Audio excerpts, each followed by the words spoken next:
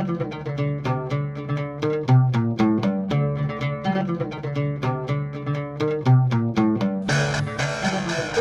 welcome to the Sci-Fi Christian. I'm Ben DeBono. I'm Ben Kirkwald. You're back. I am back. Yeah. Babysitting duties are over. Was it really that, or was it that you were trying to dodge this year's Senior Caveza? I was not trying to dodge. It was just a joyful coincidence. Don't worry, I saved it for you. I saw that. Thank you. You're I'm welcome. super excited about it. So, just to give the backstory for people who don't know, so I started homebrewing like 3-4 years ago, something like that. And I started not actually doing good homebrewing, but with the Mr. Beer kit that you can buy on Amazon. Don't do that. If you're interested in getting into homebrewing, just say no to Mr. Beer. But it came with a couple of kits. Yeah. So I made those, and the first one was okay. I mean, it was drinkable. Right. But the second one was a jalapeno cerveza, which was awful. So I still have bottles of this down in my crawl space under the basement, and so every year around this time of our Game of Thrones Episode 3 or 4, yeah. we pull one out. So I think this is 3 years old.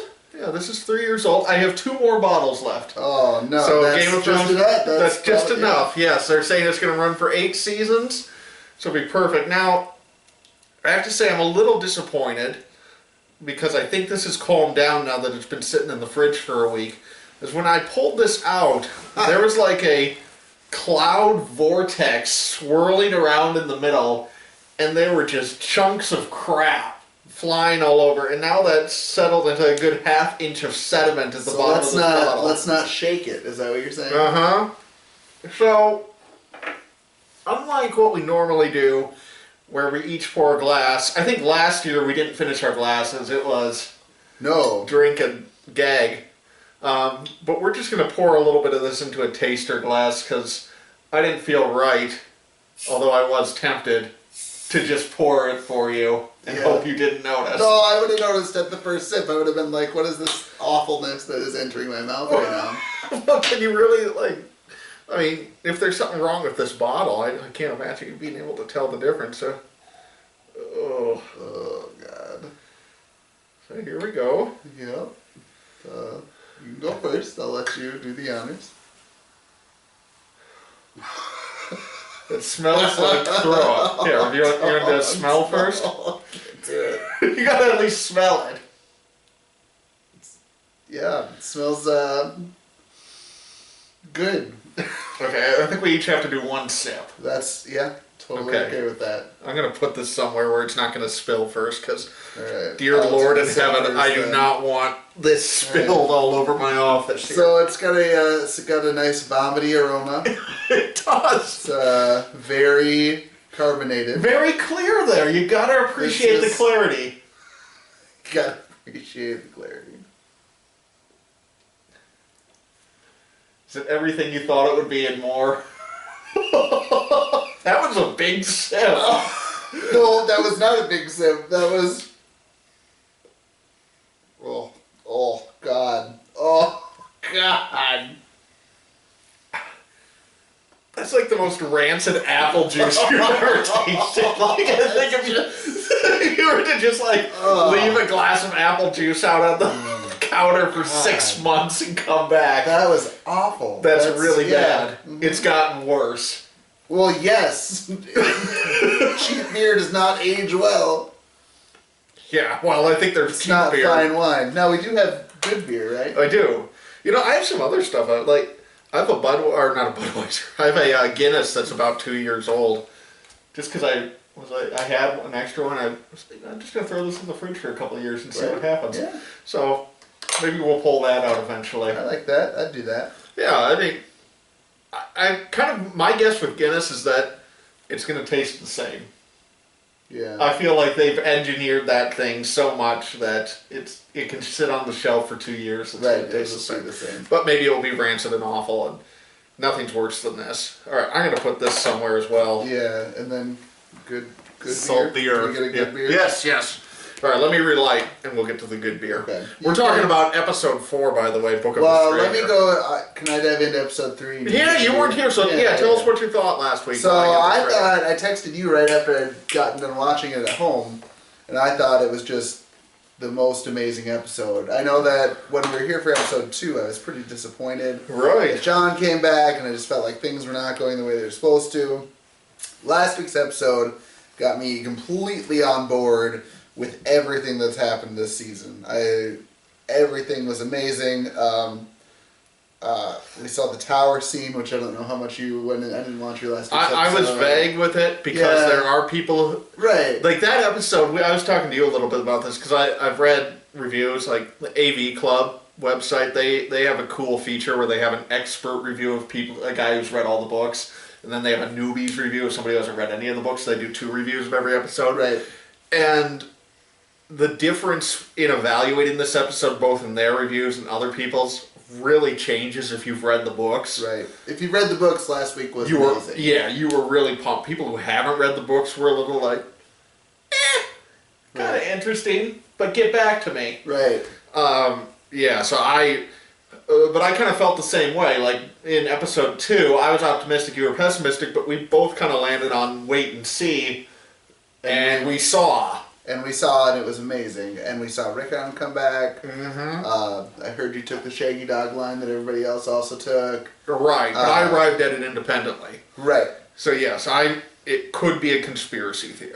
My conspiracy theory, for those who didn't listen last week or haven't read on the internet, is that that's not really Shaggy Dog, the Rickon's direwolf's head. It's a fake. The Umbers, who have always been loyal to House Stark, are actually in this with Rickon.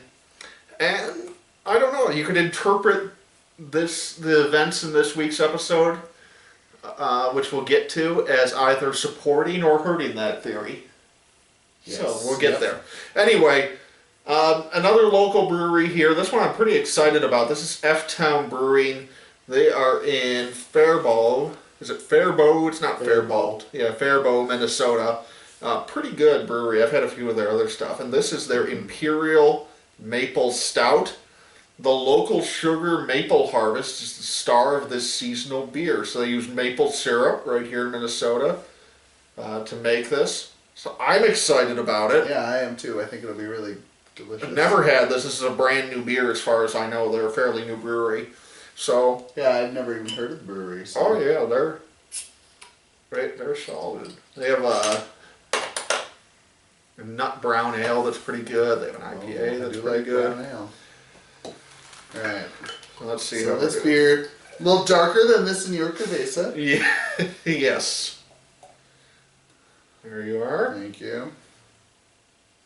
Oh, you can smell that maple syrup in there. Just pours like molasses here. Yep. Considerably less carbonation. Yeah. That's good. That is good. It's a little more bitter than I was expecting because of the maple syrup, but I like that. It balances it out. Yeah, I think it goes, yeah, it's really nice. It's not, it's light, like it's bitter, but it's light. It's not like a heavy, like when I said molasses, usually you're expecting to chew it when you're drinking like it. a Surly Darkness is. Right, yeah. That's a heavy beer. Right. But it is, I mean, it's 10.2%. Is it? So, yeah. Take it easy, yeah. Yeah, that's good. They did a good job balancing that, because especially some of those ones where they're using a lot of sugar and whatnot in the stout. For me, I can pound IPAs. I know it's not the same for some people because I get sick of their palate being destroyed, but I can pound IPAs. I can't do that with stouts. I get done with like one, and that's good for me. Right. Because to me, stouts are overpowering with their coffee and chocolate flavors in a different way. And I think that I couldn't drink 3 of these. Well, I'd probably be unconscious, but this is more balanced than most stouts. So. Right. Yeah, I would agree. All right, Book of the Stranger, episode 4. This was the first episode of the year that I felt like was mostly set up. There's the big thing at the end. There's a couple other things. Not to say it was a bad episode, but this was not like the last 2 episodes in my mind where It really felt like let's go. This felt like a lot of setup. I'm okay with that. There are always some episodes like that in every season. Of every show. Of every show. Especially a show as complex as Game of Thrones. The last 2 episodes make this one easier to swallow in that sense. And I think that the difference between this one and previous season's setup episodes is that some of those episodes became filler episodes where we just have a spot, we don't really have a lot we need to cover, so we just fill it with BS that just does not need to be there. But in this episode... Just to remind you that character exists, or so you don't forget about them. Yeah. Right. But in this episode, they really... it was really a set-up episode where we can see where they're going to go with this stuff now. It's not we're making up stuff as we go. Yeah. I'm just going to, pat myself on the back here a little bit. That my theory going into this season is that you're going to see repetition of beats from the earlier seasons, but played out in the right way. We saw that both with Dany at the end, which we'll talk about more later. Yeah. We saw that with Theon returning to the Iron Islands, which he has done now twice, but very different this time. So yeah, we're just moving right along with it. I think I'm spot on. Right. Yeah. Nice job. Thank you. All right, where do you want to start tonight? Let's start at the beginning of the episode. Okay, and that was at the wall. Yeah. Yeah. So, I did have to laugh at this because the last episode ends so dramatically. Of my watch has ended, and Jon Snow storms off, and then we're sitting here watching. There's Longclaw, and you're like, oh, did he leave Longclaw? And I'm like, well, maybe he just stormed off dramatically to go pack. Right. And that's exactly what he did. And then stormed off dramatically to end his watch to stick around for a few days and figure out what to do. Having dinner, taking messages. It's a little premature there, John. But, I mean, it's just the structure of writing TV that you want that dramatic moment at the end of that episode. But realistically, he can't leave right then. Yeah, realistically, in this episode, he's noticeably backed off from that, where, I mean, he still is, I'm not the Lord Commander anymore, but he's still weighing, should I stay or should I go? Right. I mean, last episode, it looked like he was just gonna go jump on the horse and take off, which that wouldn't have made a great deal of sense, because hadn't packed, But right. You gotta pack! What are you gonna do? You've been living here for like 5 years, you gotta go pack! So, yeah, he's debating what he's gonna do, and I feel like in previous seasons, debating what he's gonna do would have taken 4 episodes. But it's gonna take, next episode there'll be action. You know what I mean? And so, things are starting to speed up, which is good. So the gates open, and you say, it's Benjen! And that would have been just too much. The horn blew. The horn blew, yeah. And I said, it's Benjen. Yeah, it's Benjen Stark. I don't think we could have handled it. But no, this was really good too.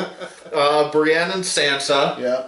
I don't know. I don't remember if they do this in the show, but I love in the books how in A Game of Thrones in the first one, Sansa's always referred to Jon as my bastard brother, or like my half brother, and she's very aware that he's not one of us. And I don't remember how much of the show there was to address that, but they dealt with that in this episode. Well, I asked you, and I don't know. You can comment on it, viewers, if you want to. If they in the show ever even spoke to each other. It's been a long time since I've watched season 1. So. I watched all 5 seasons this last year, and I don't really remember a scene where they talked to each other or had a conversation, and so it's weird. Can you just imagine if that is the case, that like the first time they're going to interact on set is like she has to give him a hug and be all emotional about it. It seems a little odd. My thought was, she looks a lot like Ygritte there. I hope he doesn't get confused, because that will be awkward. A little Lannister situation on our hands. Brienne did get some... She says Stannis is dead. I still need to see a body, though. I don't know. Brienne would not lie and say that she's executing someone. Yeah, but she did step in at a very convenient time in that conversation where Melisandre and Davos are talking, And Davos is asking about Shireen. And Melisandre's like, I don't really want to talk about that. And Bran kind of comes in and rescues the conversation. Right. So, I don't know. If he is dead, like I've been saying, if he's dead, we shouldn't be debating this right now. The show should have made it clear, and it didn't.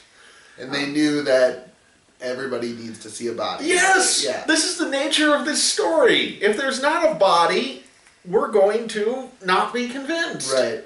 I don't know. Then later in the episode, we get the letter from Ramsay, which I don't... There's a version of that letter in the books. Mm-hmm. We talked. But yeah, it doesn't have all of that in it. Because if Rickon shows up at Winterfell in the books, he's not there yet. Right. So, but certainly it's it's very clear where that storyline is headed. Right. I don't think Ramsay survives the season. I hope he doesn't survive the next episode. But I said that every episode for a while now, so...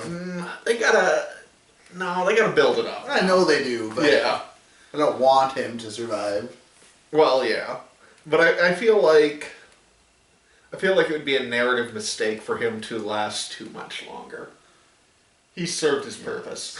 And I feel like Ramsay needs to get out of the way, and then the way you would structure this narrative, at least in my mind as an amateur who's never done any professional writing, but the armchair quarterbacking for a second, the way you would structure this narrative is Jon kills Ramsay, he takes Winterfell, and now he's fighting a two-front battle between the White Walkers and Cersei coming up from King's Landing. And I think that's where we're headed. Right. At the same time where Dany starts coming in and just destroys everybody's plans. But I think that's what makes sense in terms of where this narrative is headed.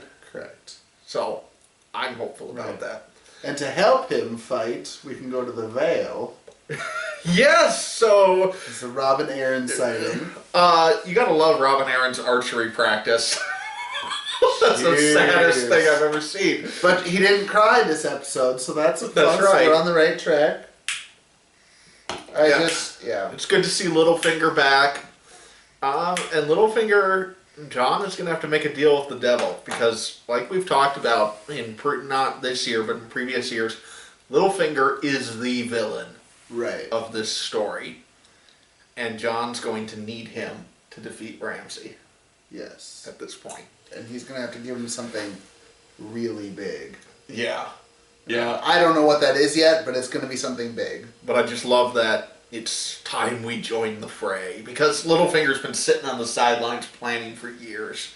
And he's been gone for forever doing God only knows what. Exactly. So I'm excited to see what they do with Littlefinger. It was a short scene, but it was good.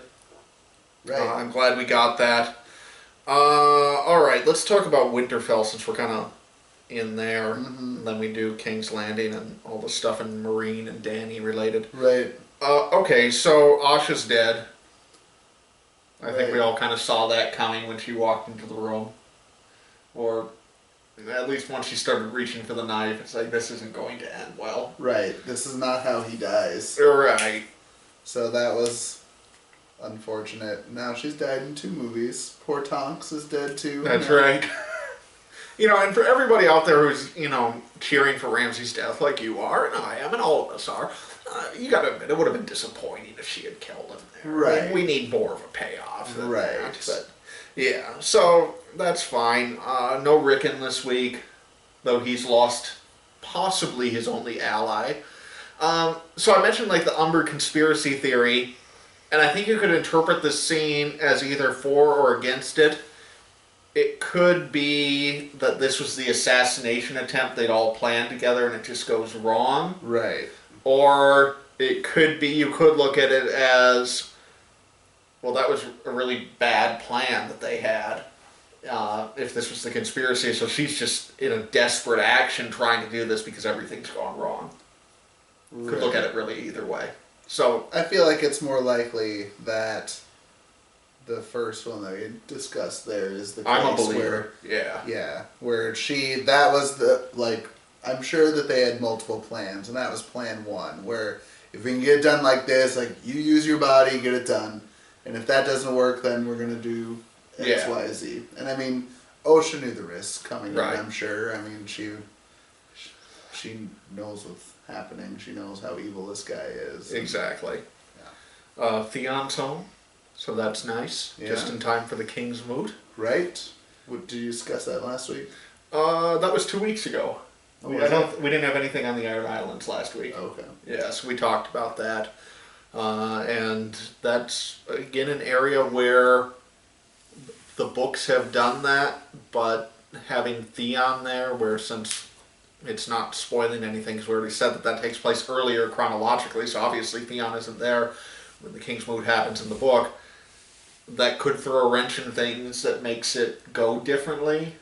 I hope not. We're expecting. I would think not too, but you never know. All right. So just another setup thing. Marine, I gotta say, I'm not sure how I feel about this Marine storyline right now.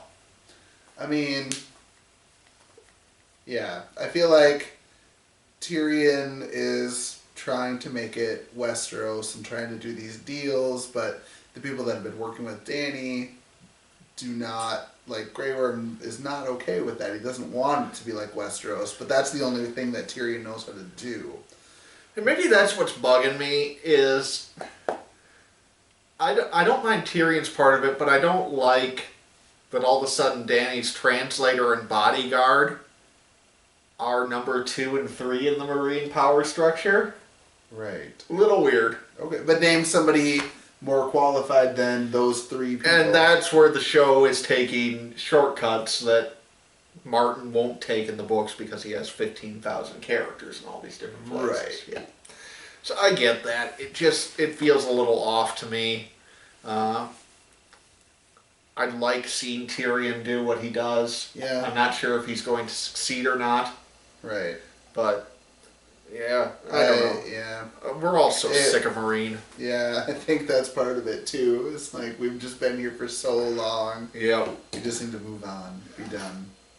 Though, I was feeling that way with Jorah and Dario when we saw them, and I thought, oh, we're going to see a 5-minute scene of them walking around the desert, just to remind us that they're walking around the desert, and then we're going to be done. Right. And we're just going to cut back to them a few... No, but they made it to Vase Dothrock. Right. And the big finale of this episode is that Dany's basically a god right now. Right. In the eyes of the Dothraki. Yeah, that's very true. Now, I hope that there isn't a criticism of this saying, well, she did this the first time and it didn't work. Yeah, she did this the first time with walking out of the fire in front of like 5 people. Yeah. She just did this in front of 100,000 Dothraki. It's a little different this time around. Right. So, yeah, she made believers out of her 5 people. Now she made believers out of 100,000 people. Right. Yeah, totally different. And if she's going to take them on the ships across the ocean here. Exactly. Like, I mean, who knows what could happen here. But man, that temple was a tinderbox. Yeah, well... It did not pass fire code. I wonder if she didn't, like, lace it with stuff, because isn't that where, like, all those ladies live? That's true. And so she had talked to that other girl and was like, you need to...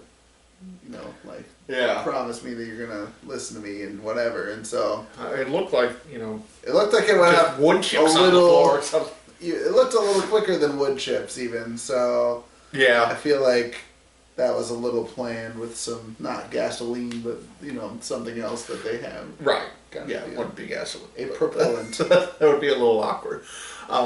Yeah. So that was exciting, but again, it's kind of just par for the course for this episode. Right. It's like, okay, now we're ready to go again. We kind of paused, we set things up. Right. Now let's go. Because really we're down to 19 episodes probably. Yep. And I have a feeling that's kind of what we're going to get for a while. If we have a couple episodes where things happen, and then we're going to have a setup episode or two, and then we're going to go, and, It's not... As much as we might like it to be in theory, it's not going to be quite pedal to the metal the rest of the way. There is still going to be setup. Right. And that's what this episode was. Yep. I agree. But it's exciting setup, so that's okay. It's not as much fun as the payoff, but, the Dany thing was fun. I'm just... The Dany thing would be funner if we knew that her storyline was going to go somewhere after this. It's just, she's been stalled out for so long. She's going to Westeros. Yeah, it's time. It's time. It is time. Yeah. I mean, none of us like slavery, but it's just a show, so just let them have their slaves go to Westeros. That's kind of how we're all feeling right now. But which is... it's a terrible thing, but, thing. it's just how you feel when it's the show. No Dorne. I don't... Are we just done with we're Dorne? done with Dorne. I I think they hope were so. like, oh, we're done. Yep. No more Dorne. They're done. Yep. I think I would be surprised if we see them again this season. I hope you're right, even though that storyline feels so incomplete. I think But they botched it so But they're bad. cutting their losses and being done, so... They shouldn't have even gone back there in episode 1, then. Well, they had to kill everybody, and now they're done. Right? Well, so the Sand Snakes are just running the show. Who cares? Right. Who cares? It's Who Dorne. cares? It's Dorne. Yep. So...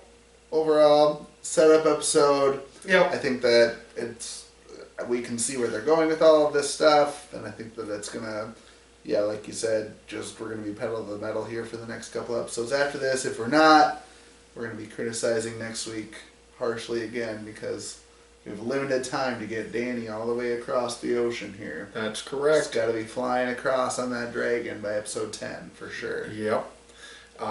No Bran this week either, which gives me hope for next week because we need to see what's in that tower. And for those of you who haven't read the books, if you are feeling bored with Bran's flashbacks, they're important. Let's just leave it at that. They are important. Right. And you will not feel bored with them when you get to the payoff. Right. Yeah. It's fair to say. All right, that's it for this week then. I'm Ben Bono. I'm Ben Kirkwell. And this is Sci-Fi Christian Goodbye.